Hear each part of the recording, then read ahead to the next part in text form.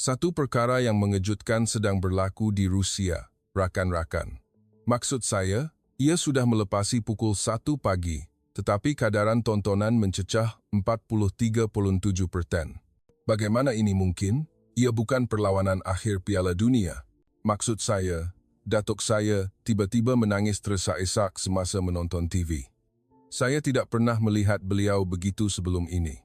Sebuah video dari Malaysia berdurasi hanya 8 minit yang tersalah siar pada lewat malam telah menggegarkan seluruh malam Rusia.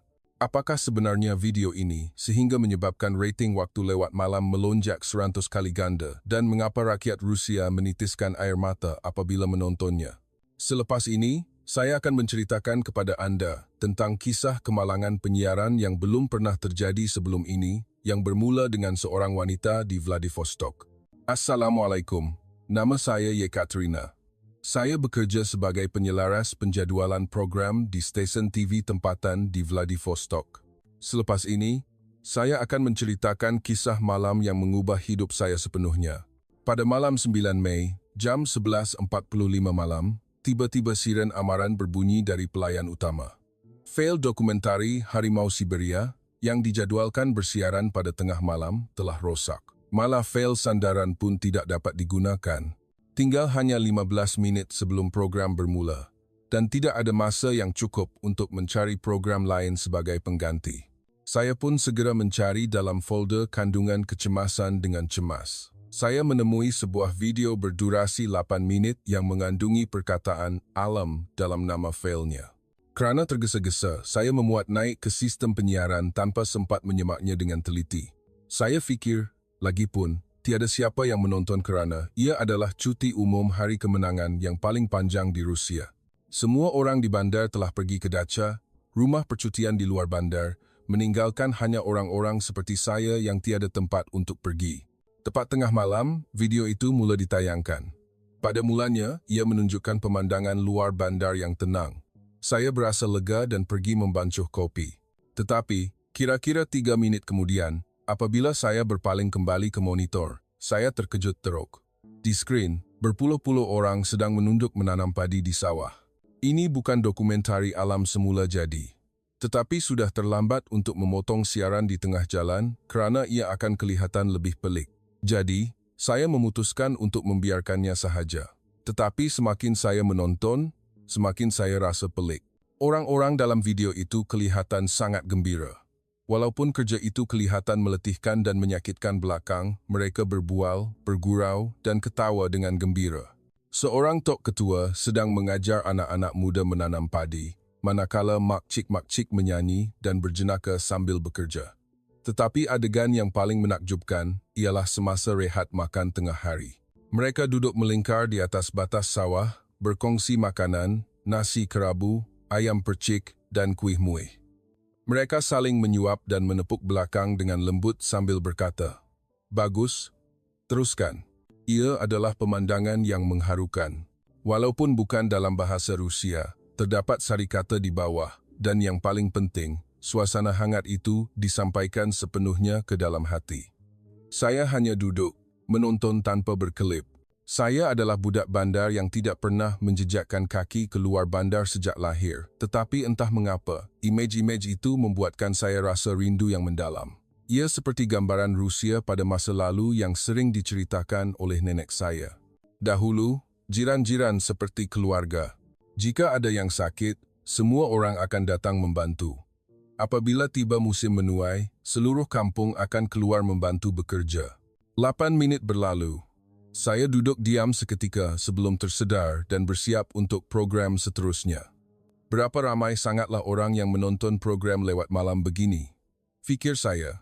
Tetapi, tidak sampai 5 minit, telefon mula berdering. Pada mulanya hanya 2 atau 3 panggilan, tetapi tidak lama kemudian, telefon tidak berhenti berdering. Saya tertanya-tanya apa yang berlaku, lalu saya menjawab panggilan dan terkejut dengan apa yang saya dengar. Apa video tadi? Datuk saya menangis tak berhenti selepas menontonnya. Itu macam kolkhoz koperasi pertanian pada zaman Soviet. Tolonglah, siarkan semula. Negara apa itu? Kenapa mereka nampak gembira sangat? Saya menjawab panggilan sambil tidak percaya. Tidak disangka ramai orang menonton TV pada lewat malam, apatah lagi pada cuti umum yang panjang. Tetapi yang lebih mengejutkan adalah tindak balas mereka, terutamanya warga emas yang menelefon. Kebanyakan mereka bercakap dengan suara yang terketar-ketar. Seorang nenek berkata, 60 tahun dulu, kampung saya pun macam tu. Semua orang kerja sama-sama, makan sama-sama, bantu-membantu. Saya rindu sangat masa tu. Seorang datuk pula berkata, sekarang ni, kita tak kenal pun siapa jiran sebelah rumah. Bila tengok video tu, teringat zaman dulu, rasa sakit hati sangat. Saya berasa keliru dan terharu pada masa yang sama. Tidak sangka video 8 minit yang saya tersilap siar ini boleh meninggalkan kesan yang mendalam kepada begitu ramai orang, apatah lagi ia adalah video dari negara asing dengan bahasa yang berbeza. Telefon terus berdering tanpa henti, walaupun sudah melepasi pukul 1 pagi. Ketika itu, satu panggilan masuk dan mengubah segalanya. Ia adalah daripada naib pengarah stesen. "Ye Katrina, apa yang berlaku? Sistem pengukuran rating rosak ke? Mustahil rating lewat malam boleh mencecah 31%. Saya rasa seperti hilang nafas. 31%? Berbanding rating lewat malam biasa yang tidak sampai 0.3%, ini adalah peningkatan lebih daripada 100 kali ganda. Selepas menamatkan panggilan dengan naib pengarah, saya segera menyemak sistem pengukuran rating. Ia adalah benar. Dari 12.00 tengah malam hingga 12.08 pagi, rating melonjak mendadak sehingga mencecah 31.2%. Ia sangat berbeza daripada rating lewat malam biasa. Tuan naib pengarah, sistem tidak rosak. Ini adalah nombor sebenar. Sekarang pun, panggilan meminta siaran ulangan tidak putus-putus masuk. Naib pengarah berkata akan segera datang ke stesen. Sementara itu, saya berfikir, saya perlu menonton video itu sekali lagi, dengan lebih teliti. Saya mesti tahu apa dalam video ini yang boleh menggoncang hati rakyat Rusia sebegitu rupa. Saya memulakan video dari awal sekali lagi. Kali ini, saya memerhatikan setiap perincian dengan penuh perhatian. Di skrin, terdapat sari kata yang muncul sekilas. Kampung Seri Kenangan, Kota Baru, Kelantan. Ini video dari Malaysia. Di tengah kabus pagi di sawah padi, penduduk kampung mula berkumpul, seorang demi seorang. Lelaki dan wanita, kanak-kanak dan warga emas, semua keluar. Perkara yang mengagumkan ialah cara mereka bekerja. Anak-anak muda berada di barisan hadapan, melakukan kerja berat, manakala warga emas berada di belakang, menghulurkan anak padi atau menyediakan makanan ringan. Kanak-kanak pula membantu membawa bakul kecil mengikut orang dewasa. Tiada siapa yang memberi arahan, tetapi setiap orang mencari kerja mereka sendiri. Tiba-tiba, adegan yang menakjubkan berlaku. Seorang pemuda tergelincir di sawah, badannya kotor dengan lumpur. Semua orang berhenti bekerja dan bergegas membantu. Kemudian, semua orang ketawa terbahak-bahak serentak. Pemuda itu tersenyum malu dan bangun untuk menyambung kerja. Seorang makcik menghulurkan tuala kepadanya. Pada saat itu, saya faham. Ini bukan video menanam padi biasa, tetapi ia adalah gambaran komuniti yang penuh dengan kasih sayang dan belas kasihan. Ia adalah sesuatu yang rakyat Rusia rindui selama ini, tetapi telah hilang. Sorotan video ialah waktu makan tengah hari. Mereka duduk melingkar di atas tikar di bawah bayangan pokok besar. Setiap orang membawa makanan yang dimasak dari rumah dan berkongsi. Nasi kerabu, gulai ikan, ayam percik.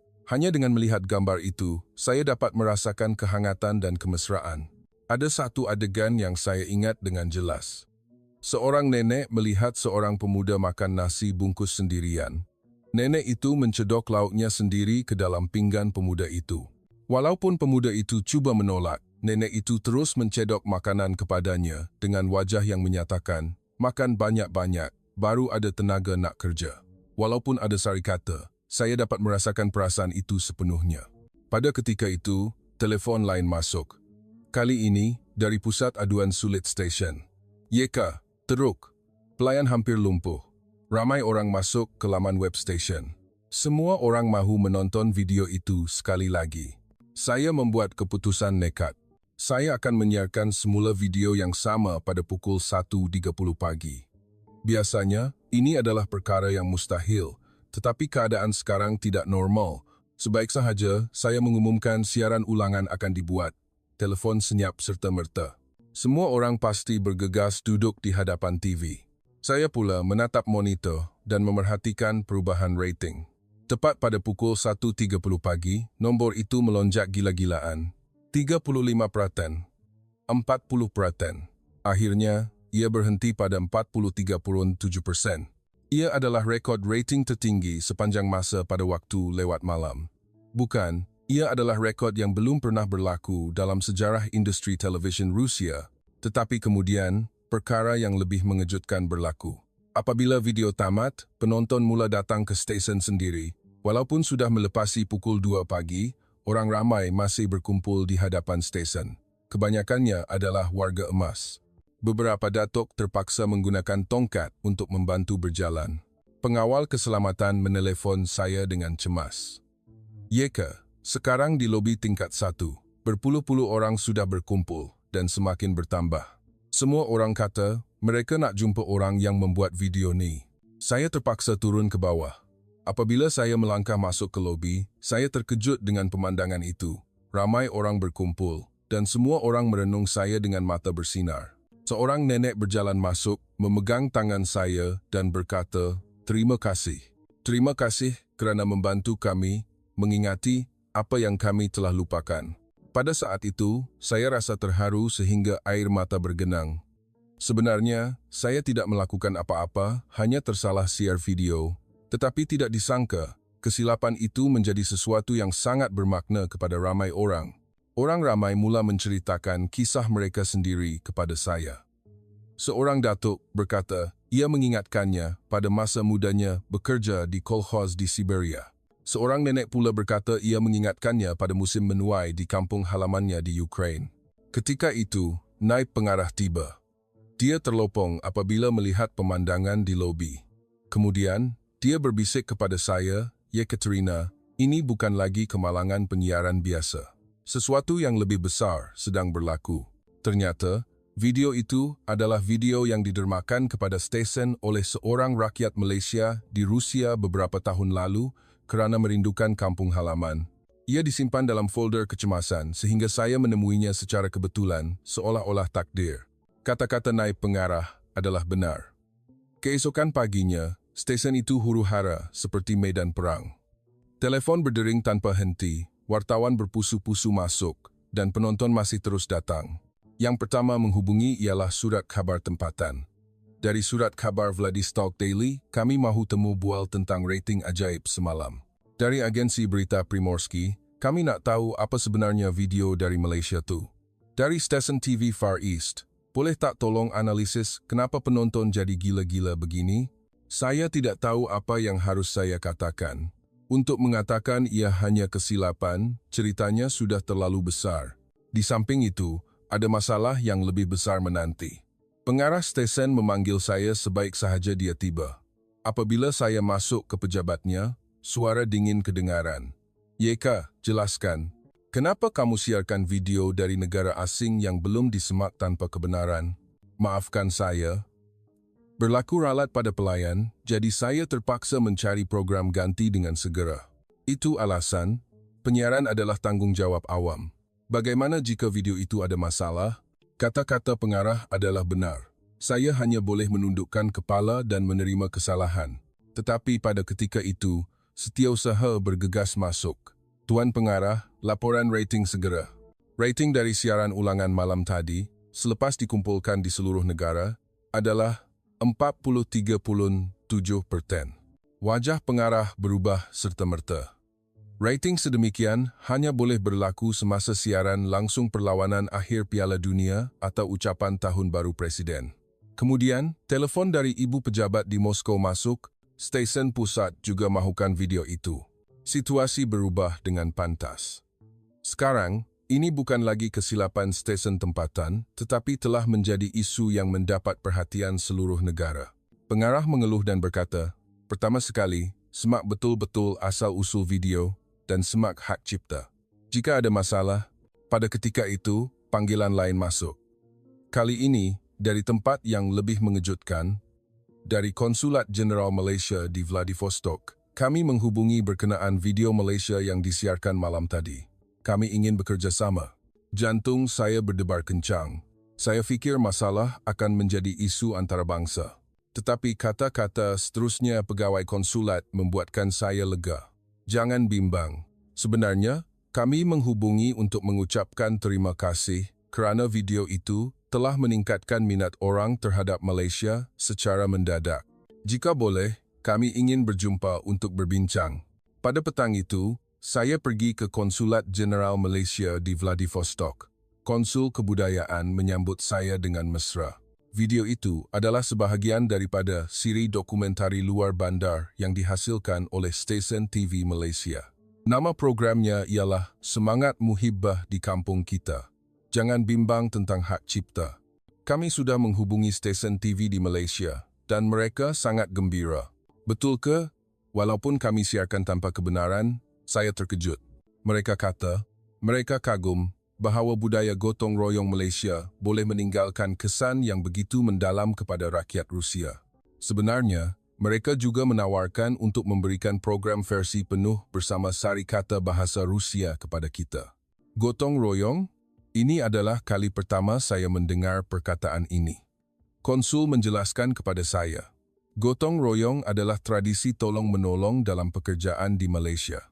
Apabila kampung ada kerja yang memerlukan tenaga yang ramai, seperti menanam padi, penduduk kampung akan datang membantu tanpa bayaran. Ia adalah pertukaran tenaga kerja. Hari ini saya bantu awak, esok awak bantu saya. Setelah mendengar, ia memang serupa dengan kolkhoz atau sebotnik kerja sukarela Rusia. Bukan, ia mungkin cara yang lebih mesra dan berperi kemanusiaan. Konsul menyambung, sebenarnya, sekarang di Malaysia pun, budaya sebegini mula berkurangan.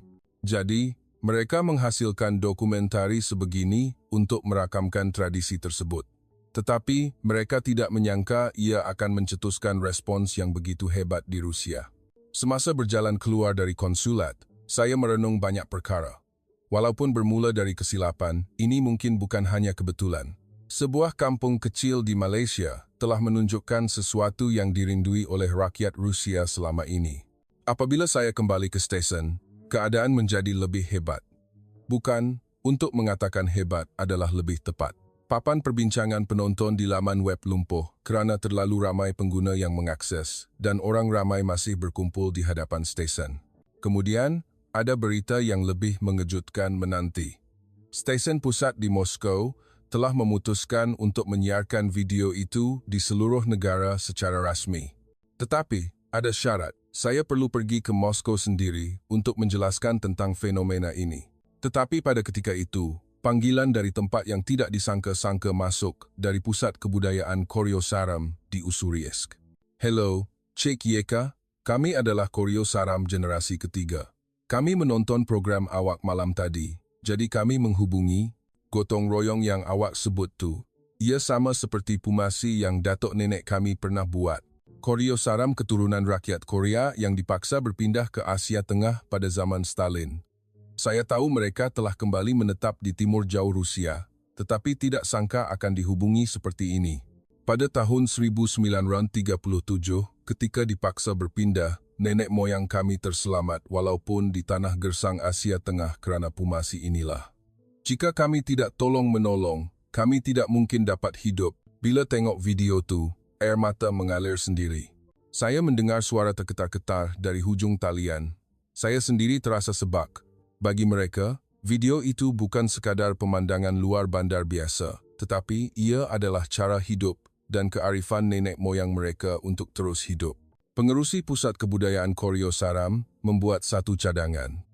Di Ussurisk, masih ada warga emas Koryo Saram yang masih mengingati tradisi pumasi. Jika pihak stesen sudi menghantar kru berita, kami sedia menunjukkan budaya Korea di Rusia. Saya segera melaporkan cadangan ini kepada pengarah. Pengarah sendiri mungkin sudah menyedari bahawa fenomena ini bukan lagi kebetulan. Jadi, beliau meluluskan untuk menjadikannya program khas. Petang itu, dalam perjalanan pulang, saya melihat pemandangan yang mengejutkan. Di taman permainan di projek apartemen saya, orang ramai berkumpul. Semua orang membawa makanan keluar dan berkongsi. Awak dah tengok program tu ke? Kami cuba buat macam tu. Seorang makcik jiran menegur saya. Masing-masing bawa sikit makanan, lepas tu kongsi makan. Memang seronok. Inilah perubahan yang berlaku daripada sebuah video. Kehangatan kecil mula merebak di bandar yang dingin. Keesokan paginya, saya menyemak maklumat yang diterima dari Konsulat Jenderal dengan teliti.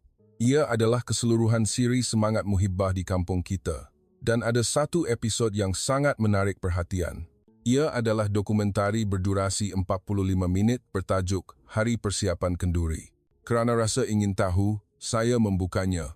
Kali ini, latar belakang adalah sebuah kampung di Kelantan. Watak utamanya ialah Mak Cik Kalsom yang berusia 74 tahun, seorang tok nenek yang dihormati oleh semua orang di kampung dan menjadi tulang belakang dalam persiapan kenduri kesyukuran di kampung selama 50 tahun. Video bermula dengan persiapan pada pukul 5 pagi. Mak Cik Kalsom meletakkan kuali besar dan periuk kukus nasi di laman rumah. Kemudian, beliau berbisik kepada dirinya, tahun ni kenduri datang lagi. Cucu-cucu yang di Kuala Lumpur tu, kalau tak makan masakan nenek, mesti rindu sangat. Pada pukul 6.00 pagi, suri rumah di kampung mula tiba. Mak Cik Kalsom, pulut tahun ni elok betul ya? Ya, tahun ni hujan rahmat. Mari-mari, minum teh dulu sebelum mula kerja.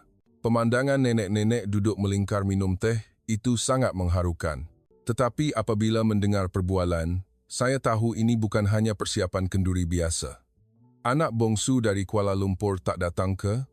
Cucu dia tak sihat, jadi nak masak lebih sikit untuk hantar pada dia. Baguslah, kalau macam tu, kami tolong masak lebih sikit. Pemandangan mereka mengambil berat tentang susah senang jiran seperti masalah mereka sendiri sungguh mengesankan. Apabila persiapan bermula dengan serius, seluruh kampung menjadi sibuk serta merta. Lelaki membantu mengangkut kayu api dan air, manakala gadis-gadis muda membantu menyediakan bahan-bahan dan nenek-nenek adalah tukang masak utama. Kanak-kanak membantu mengupas bawang putih.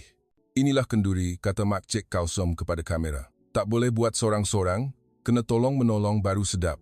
Makanan yang dimasak untuk makan tengah hari juga hebat, termasuk rendang ayam, gulai daging, dan nasi hujan panas. Semua orang duduk melingkar makan bersama. Suasana seperti pesta. Saya menonton video ini dan semakin faham mengapa rakyat Rusia begitu terkesan. Ini bukan sekadar memasak, tetapi ia adalah perayaan kasih sayang dan perkongsian. Semasa menonton video, telefon berdering. Ia adalah daripada pengarah, Yekaterina, ibu pejabat di Moskow, sudah buat keputusan. Kita akan mengadakan program khas semangat muhibbah di kampung kita pada prime time Jumaat, pukul 7 malam. Awak adalah penerbitnya. Prime time? Dan saya jadi penerbit? Saya sangat terkejut. Awak yang mulakan cerita ni, jadi awak kena bertanggungjawab sampai akhir.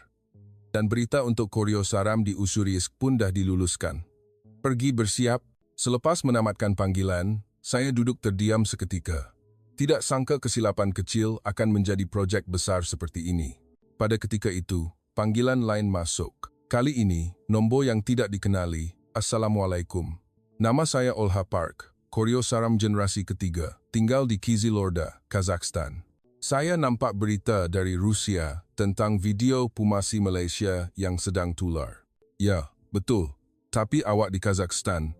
Nenek saya yang suruh saya telefon. Dia kata, masa dipaksa berpindah pada tahun 1937, dia pun buat kimchi sama macam tu dalam gerabak kereta api barang. Suaranya terketar-ketar. Masa tu tak ada sawi putih, tak ada serbuk cili, tapi kalau ada kubis dengan garam pun, dia tetap buat kimchi. Dia kata, itulah yang membuatkan kami terselamat. Dia nak saya ceritakan kisah ni pada awak. Saya mencatat sambil air mata mengalir.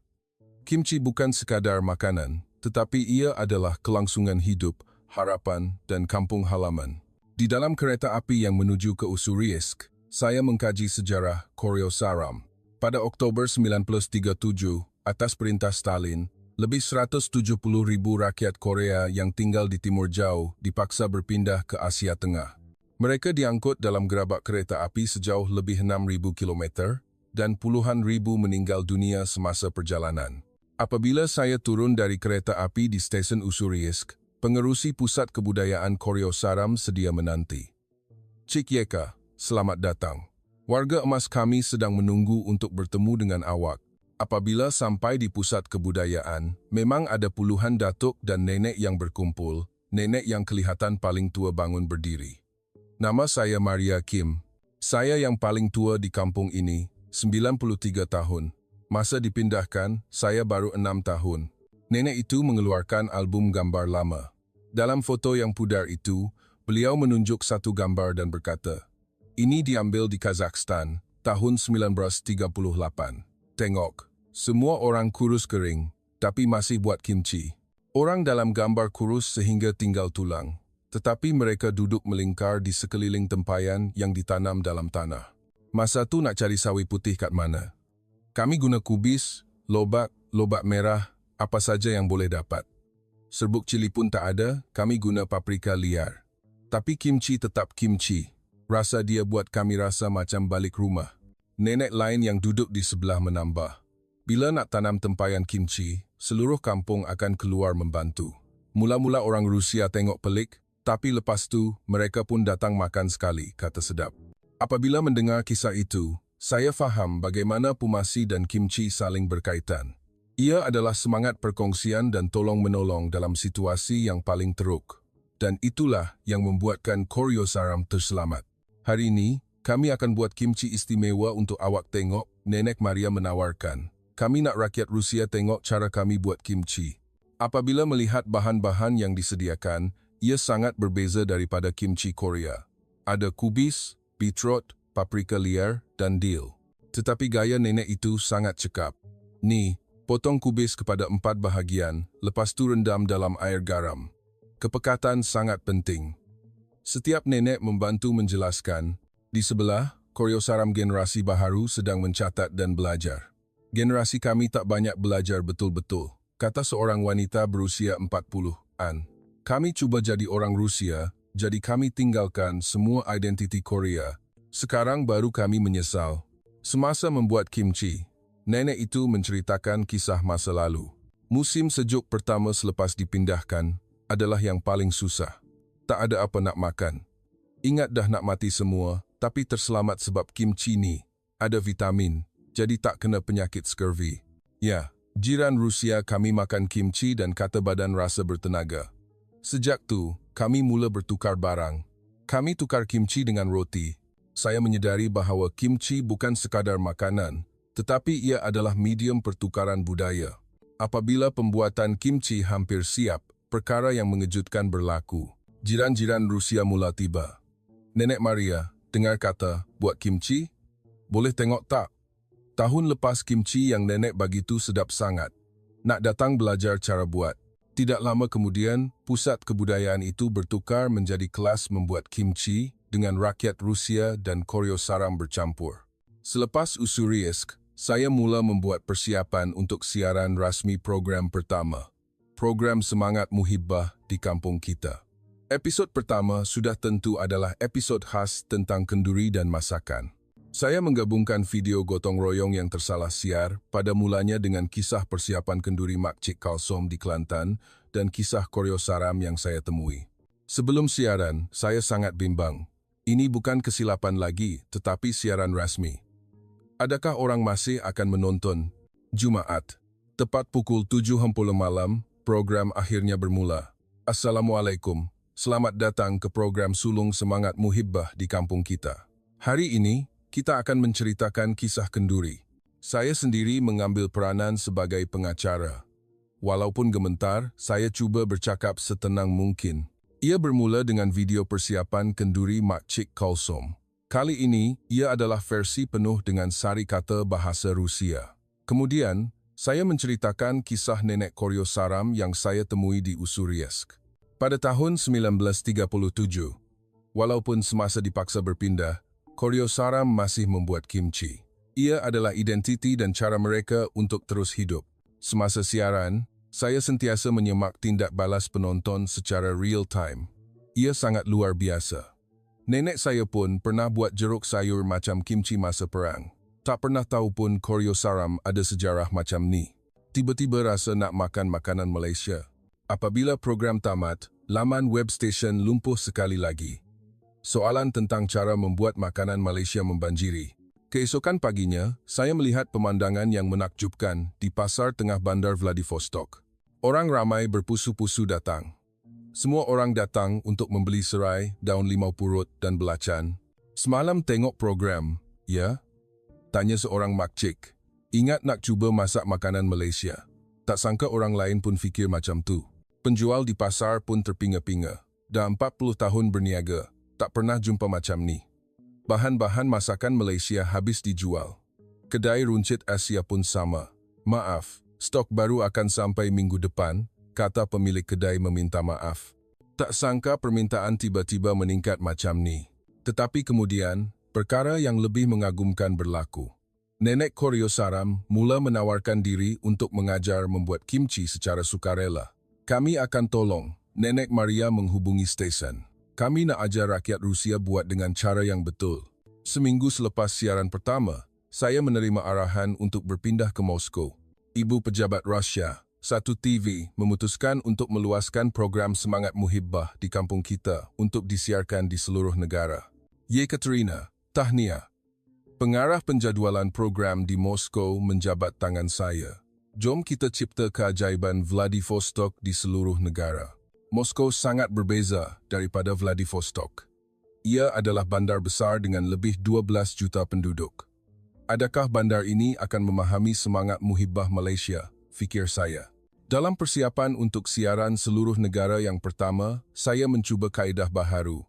Daripada hanya menayangkan video dari Malaysia, saya menjemput pakar Rusia untuk menganalisis dan berbincang. Tetamu pertama ialah Dr. Ivan Petrov, seorang ahli sosiologi dari Akademi Sains Rusia. Perkara yang menarik tentang masakan kenduri Malaysia ialah ia menunjukkan keseimbangan sempurna antara individualisme dan kolektivisme, Dr. Petrov menjelaskan. Setiap rumah masih mengekalkan rasa masakan mereka sendiri, tetapi mereka tetap datang bersama untuk memasak dan berkongsi. Seorang lagi tetamu ialah pengerusi Persatuan Rakyat Malaysia di Moskow. Kami pun dah 30 tahun buat kenduri dan masak sama-sama di Moskow. Mula-mula hanya orang Malaysia, tapi sekarang jiran-jiran Rusia pun ramai yang datang. Akhirnya, hari siaran seluruh negara tiba. Malam Jumaat yang dingin pada bulan November, program bermula dengan video persiapan kenduri. Tetapi kali ini saya menambah elemen baharu. Perbandingan dengan budaya pengawetan makanan tradisional Rusia.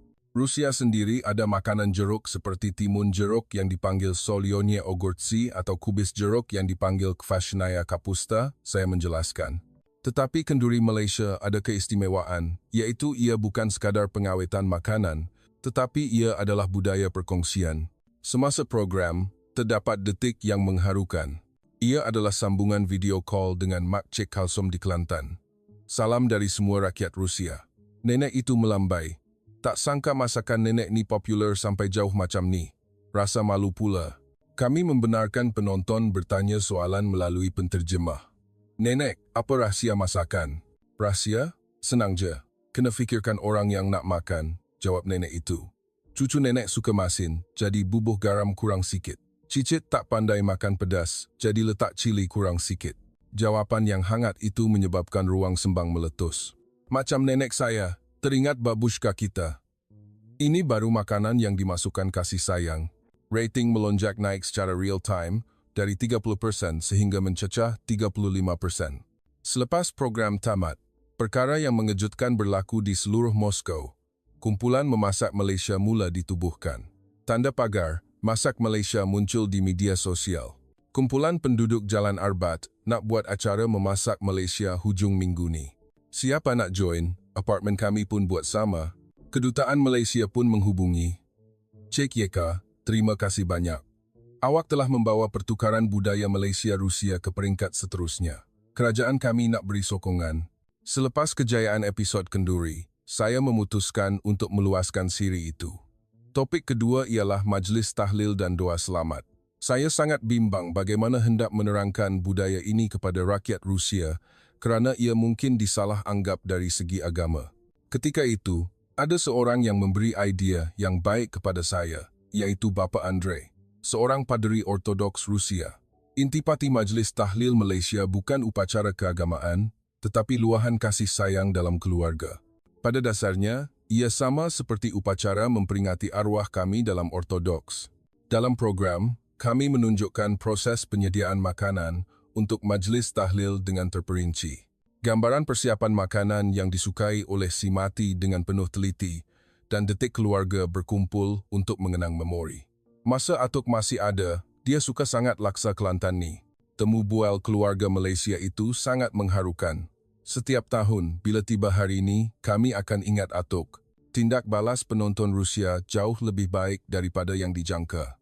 Kami pun pergi ke perkuburan pada hari Easter, tapi tak buat secara terperinci macam ni. Cara memperingati arwah macam ni sangat indah. Masa zaman Soviet, agama dilarang, jadi tak buat benda macam ni, terutamanya penonton warga emas yang sangat tersentuh. Selepas program disiarkan, perubahan yang menakjubkan berlaku. Keluarga Rusia mula mengadakan makan malam peringatan yang serupa. Hari ini saya buat sup borscht yang Mak suka, seorang penonton menghantar cerita.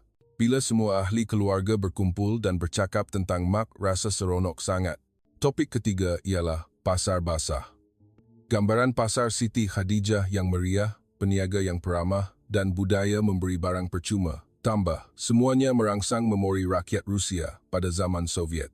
Pasar kita pun macam ni dulu. Sekarang semua fikir pasal duit. Peniaga di Pasar Izmailovsky di Moskow mula bergerak. Jom kita cuba buat macam Malaysia. Seorang makcik penjual sayur memulakan. Dia mula memberikan bawang percuma kepada pelanggan yang membeli 1 kilogram kentang. Tak payahlah, pelanggan terkejut tetapi wajahnya tersenyum.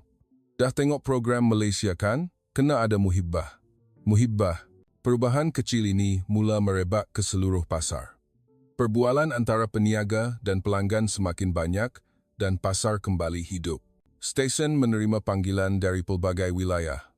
Di Saint Petersburg pun dah mula projek pemulihan pasar basah. Persatuan Peniaga Pasar di Novosibirsk pun buat kempen muhibbah. Apabila masuk ke bulan ketiga, siri semangat muhibbah di kampung kita telah menjadi fenomena sosial di Rusia. Kementerian Kebudayaan mengumumkan secara rasmi bahawa program ini telah membawa perubahan positif kepada masyarakat Rusia. Kerajaan akan menyokong pemulihan budaya komuniti. Yekaterina, ada projek besar masuk. Pengarah penjadualan program memanggil saya masuk. Kita akan pergi membuat liputan budaya kimchi Koryosaram di Asia Tengah. Pergi ke Kumirovka, Uzbekistan. Pergi bekerja di luar bandar selama 2 minggu. Saya dan pasukan saya pergi ke Kazakhstan. Destinasi pertama ialah perkampungan Koryosaram di Almaty. Apabila turun dari pesawat, Persatuan Koryosaram sedia menanti. Selamat datang. Kerana program Rusia, generasi muda kami mula berminat dengan kimchi semula. Apabila sampai di perkampungan Koryosaram, saya terkejut dengan pemandangan itu. Seluruh kampung sibuk membuat kimchi. Setiap bulan November, seluruh kampung akan membuat kimchi, jelas ketua kampung. Tahun ni istimewa sikit sebab ada kru dari Rusia datang, jadi semua orang teruja. Saya bertemu dengan Nenek Tamara, Kang, 85 tahun, masa dipaksa berpindah pada tahun 1937. Mak saya sorok benih sawi dalam coli. Itulah permulaan kimchi kami. Nenek itu menunjukkan kepada saya tempayan lama. Ini tempayan kimchi berusia 60 tahun. Walaupun dibuat dari tanah Kazakhstan, rasa kimchi tetap sama. Pembuatan kimchi di kampung itu benar-benar seperti perayaan. Semua orang terlibat, tidak kira jantina atau usia. Kat sini sawi putih susah nak dapat, jadi guna kubis, jelas seorang makcik. Serbuk cili kalau order dari Korea mahal, jadi guna cili tempatan yang dijemur. Walaupun bahan-bahan berbeza, keazaman adalah sama. Pemandangan nenek mengajar cucu-cucu membuat kimchi sangat mengharukan. Kena buka daun kubis satu persatu, lepas tu sapu perencah macam ni, tak boleh buat sambil lewa. Seorang pemuda Koryosaram generasi ketiga berkata, sebenarnya saya tak berapa suka kimchi. Kawan-kawan Rusia suka ejek bau. Tapi bila tengok program Rusia, fikiran saya berubah. Inilah identiti kami. Detik yang paling mengharukan semasa membuat liputan ialah apabila jiran-jiran Rusia datang. Boleh tengok kami buat kimchi sekali tak? Boleh, mari buat sama-sama. Koryosaram menyambut dengan mesra. Jiran-jiran Rusia, yang pada mulanya kelihatan kekok, perlahan-lahan menyatu dengan suasana. Mereka bersama-sama menggaul sayur dengan perencah dan minum Maggioli Korea. Bila buat benda macam ni sama-sama, rasa seronok betul, kata seorang makcik Rusia. Dulu pun kami macam ni. Apabila bergerak ke Tashkent, Uzbekistan, saya menemui cerita dalam bentuk lain. Pada acara membuat kimchi yang diadakan di Pusat Kebudayaan Koryo, ramai orang Uzbek turut serta. Kimchi sama macam makanan tradisi kami, kata seorang pemuda Uzbek. Ada penapaian, pengawetan sayur. Budaya memang boleh berhubung. Di Tashkent, saya bertemu dengan individu yang sangat istimewa, Nenek Anna Kim, 95 tahun, mangsa yang terselamat dari pemindahan generasi pertama. 28 Oktober 1937. Macam mana nak lupakan hari itu, air mata bergenang. Masa pagi-pagi buta, tentera Soviet serbu, lepas tu kata bersiap dalam 2 jam. Nenek itu bercerita bahawa masa itu dia baru 8 tahun. Mak saya tak tahu nak simpan apa. Dia kelam kabut, tapi benda pertama yang dia simpan ialah tempayan kimchi. Dia kata, kalau ada ni pun, kita boleh hidup. Sebulan kena hidup dalam gerabak kereta api barang sejauh 6,000 kilometer. Cerita nenek itu masih jelas. Dalam gerabak ada 40 orang. Tak ada tandas, tak ada makanan, tapi kami terselamat dengan berkongsi kimchi yang mak saya sediakan sikit demi sedikit. Nenek itu menunjukkan kepada saya satu sudu lama. Ini sudu yang digunakan masa tu, guna untuk cedok air kimchi minum. Kami kongsi minum satu sudu setiap orang, lepas tu kata, tak lama lagi kita boleh balik. Sabar sikit lagi. Tetapi mereka tidak pulang. Mereka ditinggalkan di tengah padang di Kazakhstan dan terpaksa menggali tanah pada musim sejuk pertama. Macam neraka. Suhu negatif 40 darjah. Tak ada apa nak makan, kena gali akar kayu makan, tapi kami tetap buat kimchi, walaupun susah macam mana pun. Kenapa obses sangat nak buat kimchi? Saya bertanya. Kimchi bukan sekadar makanan, tapi ia adalah untuk kami tak lupa siapa kami. Bila makan kimchi, teringat kampung halaman, lepas tu ada harapan yang satu hari nanti boleh balik. Nenek itu membawa kami ke perkuburan kampung. Yang tidur kat sini ni orang yang mati masa tu sebab sejuk dan lapar. Tapi sampai akhir, mereka tetap simpan tempayan kimchi. Di batu nisan, terdapat tulisan Korea dan tulisan Cyril yang diukir bersama. Ini kubur mak saya. Nenek itu membelai batu nisan. Pesan terakhir dia, jangan lupa cara buat kimchi.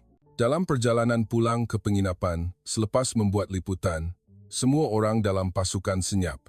Kami baru sedar bahawa kimchi bukan sekadar makanan, tetapi ia adalah kelangsungan hidup, identiti dan harapan. Malam itu, saya menulis diari. Bagi Koryo Saram, apa sebenarnya kimchi? Ia mungkin rumah yang mereka boleh kembali, walaupun secara fizikal tidak dapat kembali. Tetapi mereka pulang ke rumah setiap hari melalui makan kimchi. Bishkek, Kyrgyzstan, adalah destinasi terakhir dalam liputan. Di sini, perubahan yang menakjubkan berlaku selepas program Rusia disiarkan. Imej kami berubah sepenuhnya, kata pengarah Persatuan Koryo Saram. Dulu kami nak sorok, tapi sekarang kami bangga dengan identiti kami. Apabila kembali ke Moskow selepas membuat liputan di Asia Tengah, berita yang mengejutkan menanti. Makcik Khalsom dari Kelantan dah setuju nak melawat Rusia. Pengarah penjadualan program berkata dengan teruja, jom kita aturkan pertemuan beliau dengan Nenek Koryo Saram. Ini bukan sekadar pertemuan biasa, tetapi ia adalah detik bersejarah di mana rakyat Malaysia dan Koryo Saram yang berkongsi semangat komuniti akan bertemu. Kami menjemput 3 Nenek Koryo Saram dari Asia Tengah untuk pertemuan ini, Nenek Anna Kim, Nenek Tamara Kang, dan Nenek Maria Pang. 15 November, pukul 3.00 petang, di lapangan terbang Sheremetyevo, Moskow. Nenek dah nak keluar. Saya memberitahu ketiga-tiga Nenek Koryo Saram. Ketiga-tiga mereka memegang sejambak bunga, dan mata mereka mula merah. Akhirnya, pintu terbuka, dan Makcik Khalsom muncul. Beliau memakai baju sutera Malaysia yang indah. Pada saat itu, masa seolah-olah terhenti. Oh, betul-betul dari Malaysia. Nenek Anna Kim adalah orang pertama yang berjalan masuk. Apabila kedua-dua nenek berpelukan, semua orang di lobi lapangan terbang menahan nafas. Susah sangat ya? Tanya Makcik Khalsom sambil menangis. Susah sangat. Kami yang patut berterima kasih sebab tak lupa dan datang melawat kami. Keempat-empat nenek menangis bersama. Orang di sekeliling, kru berita, malah kaki tangan lapangan terbang turut menangis. 87 tahun. 87 tahun kami dapat jumpa orang dari kampung halaman, kata Nenek Tamara Kang sambil mengesat air mata dengan sapu tangan. Nenek-nenek itu berbual menggunakan bahasa Malaysia, Rusia, dan Korea bercampur. Walaupun bahasa berbeza, hati saling berhubung. Keesokan harinya, satu majlis memasak khas diadakan di Pusat Kebudayaan Malaysia di Moskow. Hari ini, kita akan memasak bersama. Saya memperkenalkan. Ia adalah pertemuan semula kumpulan yang mempunyai semangat komuniti yang sama. Di satu sudut, Mak Cik Kausom mula memasak masakan Melayu tradisional. Di sudut lain, Nenek Koryo Saram mula membuat kimchi Asia Tengah. Oh, guna kubis buat kimchi ya? Mak Cik Kausom berkata dengan kagum. Sebab kat sini tak ada sawi putih, Nenek Ana Kim tersenyum. Tapi rasa dia lebih kurang sama. Dua cara memasak mula bercampur. Mak Cik Kausom mengajar cara menggunakan serbuk cili, manakala Nenek Koryo Saram menunjukkan cara menggunakan beetroot untuk mendapatkan warna yang cantik. Akhirnya, hati dia sama, kata Mak Cik Kausom, iaitu niat nak masak dan kongsi makan. Ramai rakyat Rusia datang menyertai majlis itu. Semua orang mengerumuni nenek-nenek itu dan belajar cara memasak. Semasa memasak dengan tekun, Nenek Maria Pang mengeluarkan sebuah buku nota lama. Ini resipi kimchi yang mak saya tinggalkan, mula catat sejak tahun 1937. Dalam buku nota itu, terdapat nama-nama makanan Korea yang ditulis dalam tulisan Siril. Kimchi, kakdugi kimchi lobak, dongchimi kimchi air. Mak saya tak pandai membaca, jadi dia catat mengikut bunyi yang dia dengar. Tapi dia pesan, jangan lupa sama sekali. Mak Cik Kausom melihat buku nota itu dan air mata mengalir. Ini harta yang sangat berharga. Lebih berharga daripada artifak di museum. Pada ketika itu, seorang nenek Rusia berjalan masuk. Boleh saya pun belajar. Cucu saya sangat berminat dengan budaya Malaysia dan Korea. Boleh, mari buat sama-sama. Keempat-empat nenek menjawab serentak.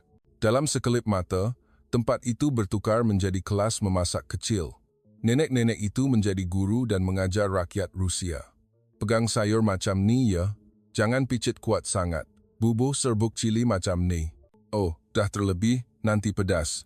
Gelak tawa, kedengaran tanpa henti. Walaupun bahasa berbeza, mereka dapat berkomunikasi dengan cukup dengan menggunakan gerak isyarat.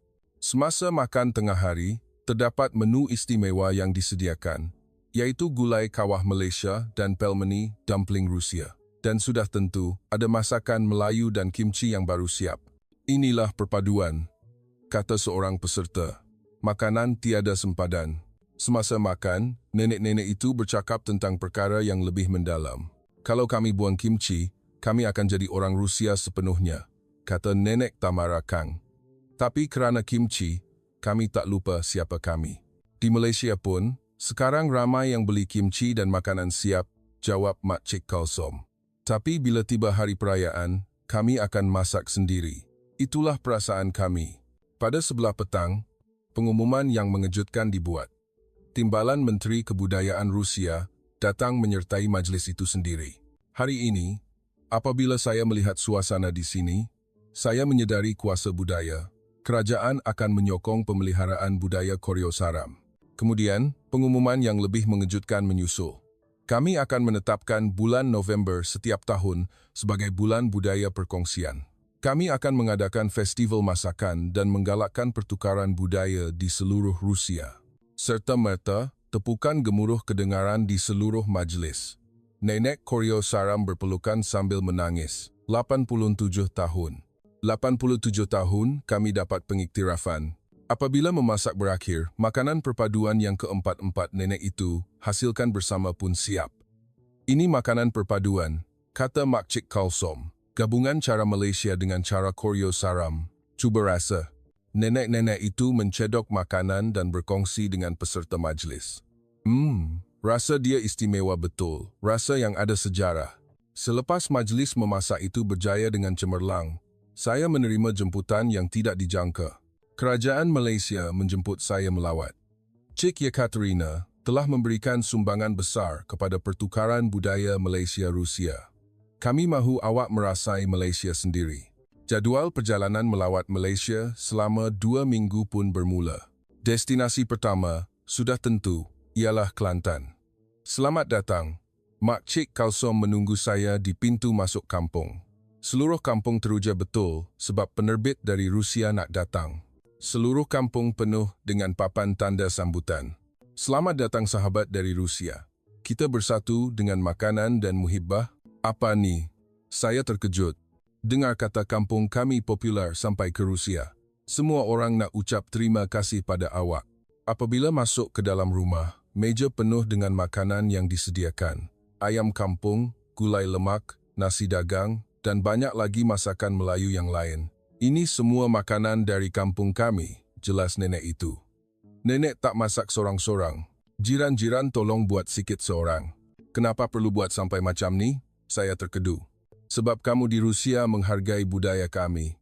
Betapa berharganya itu. Semasa makan, saya berbual dengan penduduk kampung. Kerana program Rusia, kami kembali memikirkan tentang makna kenduri semula. Kata seorang makcik, dulu kami anggap biasa, tapi sekarang rasa ia adalah budaya yang patut dibanggakan. Keesokan harinya, saya cuba gotong royong menanam padi sendiri. Pegang anak padi macam ni, nenek itu mengajar. Pada mulanya saya kekok, tetapi perlahan-lahan menjadi cekap. Makcik-makcik di kampung sentiasa membantu. Pandai, dah boleh jadi orang Malaysia. Bila kerja sama-sama, memang seronok. Inilah gotong royong, kata nenek itu. Kerja yang buat sorang-sorang rasa penat, bila buat sama-sama, rasa seronok. Apabila tiba di Kuala Lumpur, saya melawat pasar Siti Khadijah. Ia lebih meriah daripada yang saya lihat di TV. Dari Rusia ke? Peniaga-peniaga mengenali saya. Dah tengok program awak, sebab awak, pelancong Rusia datang lebih ramai. Ia adalah benar. Di seluruh pasar, bunyi bahasa Rusia kedengaran sekali-sekala. Nak nasi lemak. Nak kari pap juga. Peniaga-peniaga juga baik hati kepada pelanggan Rusia. Ni ekstra. Makanlah sedap-sedap. Saya sendiri mencuba pelbagai jenis makanan, laksa, keropok lekor, kuih muih. Tak payah bayar, seorang makcik melambai. Kamu tolong promosikan pasar kami pada orang Rusia. Tak boleh, saya kena bayar. Kena ada muhibbah. Akhirnya, saya makan sehingga kenyang tanpa membayar. Saya rasa serba salah dan berterima kasih. Perkara yang paling mengesankan di Kuala Lumpur ialah budaya di apartmen kondominium. Seorang pegawai dari Pusat Kebudayaan Malaysia menjemput saya ke apartmen yang beliau tinggal. Hari ini kebetulan ada pertemuan, nak ikut sekali? Di ruang umum apartmen, kira-kira 20 penduduk berkumpul. Semua orang membawa makanan masing-masing. Ini budaya apartmen Malaysia, jelas seorang penduduk. Sekarang dah kurang macam ni, tapi bila tengok program Rusia, kami mula buat balik. Program Rusia? Ya. Bila tengok gambar memasak sama-sama, kami rasa kami patut buat macam ni juga. Mula-mula, kumpul buat makan kecil-kecil, tapi sekarang dah jadi jumpa setiap bulan. Jiran-jiran berkongsi makanan dan berbual dengan rancak, bertukar maklumat tentang pendidikan anak-anak dan berita kejiranan. Dulu jumpa dalam lift, tegur macam tu je, tapi sekarang dah jadi jiran betul-betul. Saya rasa cemburu. Ini adalah perkara yang tidak dapat dibayangkan di apartmen di Rusia. Macam mana boleh mula? Saya bertanya. Kena beranikan diri sikit. Mula-mula semua orang malu-malu, tapi bila dah berkumpul, rasa seronok sangat. Keesokan harinya, saya merasai pengalaman Majlis Tahlil Malaysia di sebuah pusat kebudayaan di Kuala Lumpur. Demonstrasi bersedekah diadakan. Majlis Tahlil adalah untuk memperingati arwah, jelas penceramah. Setiap makanan ada makna tersendiri. Saya belajar cara menyediakan hidangan persembahan. Walaupun rumit, saya dapat merasakan keikhlasan. Di Rusia pun pergi ke perkuburan pada hari Easter, kan? Tanya penceramah. Ya, tapi tak buat secara terperinci macam ni. Bentuk mungkin berbeza, tapi hati dia sama, iaitu memperingati dan berterima kasih kepada nenek moyang. Perkara yang paling mengesankan ialah perkongsian makanan selepas upacara. Selepas upacara selesai, semua makanan akan dibawa keluar untuk dimakan bersama. Ini dipanggil makan berjemaah, katanya. Bermakna makan bersama dengan arwah nenek moyang. Pada hari terakhir, saya berjalan-jalan di kawasan Bandar Lama. Di sana, lama dan moden wujud bersama. Saya fikir, kalau di Rusia ada tempat macam ni, mesti bagus. Saya masuk ke sebuah kedai teh. Nenek pemilik kedai menghidangkan teh dan berkata, "Nenek dah tengok program Rusia. Tak sangka makanan kita popular sampai jauh macam tu. Rakyat Rusia terkesan sangat," kata saya. "Itu sebab muhibbah lah. Sebab dalam makanan tu ada muhibbah, jadi rakyat Rusia pun rasa muhibbah tu." Nenek itu memberi saya kuih tambahan. "Ambil balik Rusia. Makanan basah tak boleh bawa balik, tapi kuih ni boleh." Dalam perjalanan ke lapangan terbang, beg saya penuh dengan buah tangan, sambal, kicap, kuih muih, dan yang paling penting, muhibbah yang penuh di hati. Di dalam kapal terbang, saya teringat kembali detik-detik 2 minggu yang lalu. Sekarang, saya faham apa itu muhibbah rakyat Malaysia. Ia bukan sesuatu yang istimewa. Ia hanya melayan sesama manusia seperti sesama manusia. Berbagi, memberi, dan hidup bersama. 3 tahun selepas saya pulang dari Malaysia, Rusia banyak berubah. Bukan, untuk mengatakan ia telah kembali kepada keadaan asal adalah lebih tepat. Saya pergi bekerja di Vladivostok sekali lagi, stesen TV di mana semuanya bermula 3 tahun lalu. Yekaterina, rakan-rakan sekerja lama menyambut saya dengan mesra. Sekarang stesen kita terkenal dengan program masakan. Ia adalah benar. Di hadapan stesen, terdapat plak peringatan yang tertulis. Titik permulaan pertukaran budaya Malaysia-Rusia. Setiap tahun, bila tiba musim memasak, kami akan buat festival kat sini, jelas naik pengarah. Tahun ni, ada 3,000 orang join. Bandar pun berubah. Di Pasar Tengah, Jalan Muhibbah telah muncul. Ia adalah zon pasar basah di mana peniaga akan memberi barang percuma dan berbual dengan pelanggan. "Perniagaan makin bagus," kata seorang peniaga tersenyum. "Sebab ada muhibbah, pelanggan tetap makin bertambah." Projek apartmen pun berubah. Saya cuba kembali ke apartmen lama yang pernah saya diami dan mendapati ada ruang tamu komuniti telah muncul. Ini semua sebab Cik Yekaterina, nenek jiran, mengingati saya. Selepas program tu, kami mula bertegur sapa lebih banyak.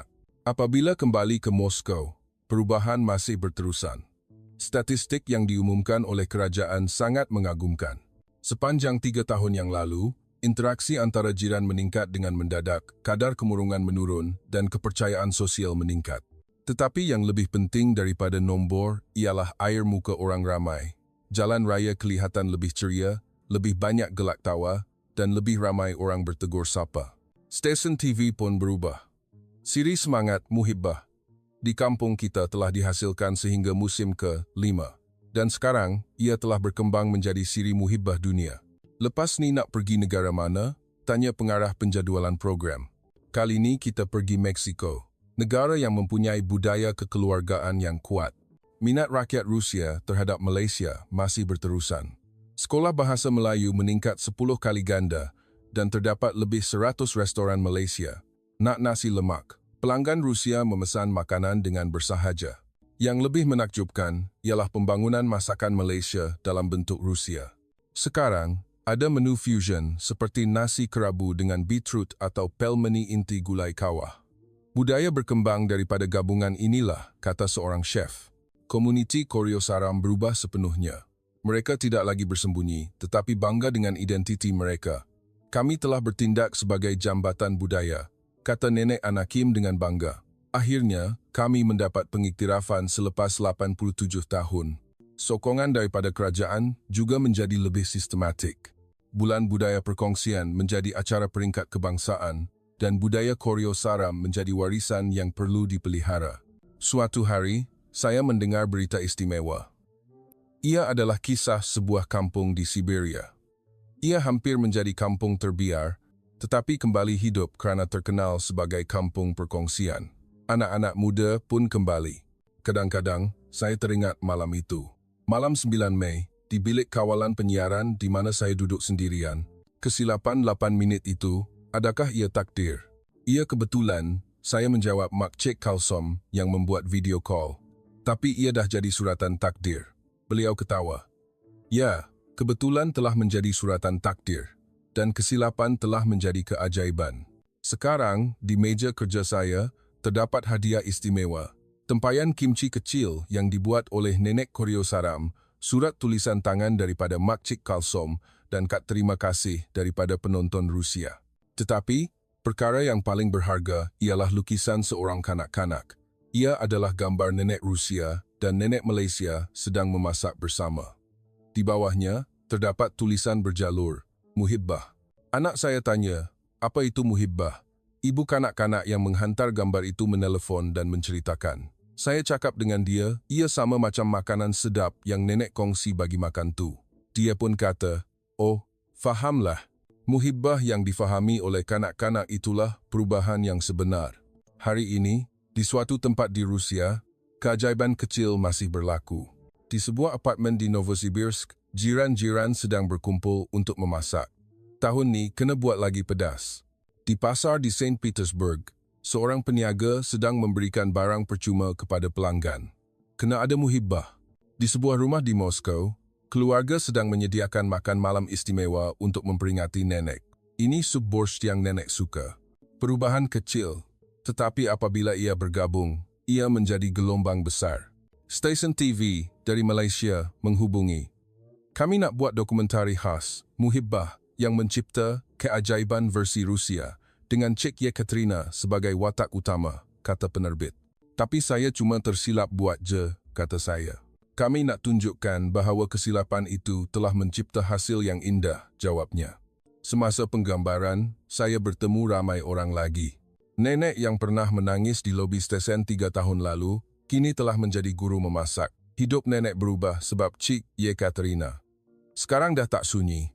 Orang yang saya temui di seluruh Rusia berkata perkara yang serupa. Dah kenal Muhibbah. Dah ada jiran, hidup bersama ni seronok. Tetapi perubahan yang paling besar ialah diri saya sendiri. 5 tahun lalu, saya hanya seorang wanita bandar yang kesunyian, keluarga jauh, tiada kawan, kerja setiap hari. Tetapi sekarang, ia berbeza. Saya mempunyai keluarga di seluruh Rusia, di Asia Tengah, dan di Malaysia. Walaupun bukan saudara, kami berhubung dengan hati. Beberapa hari lalu, salji turun sangat lebat.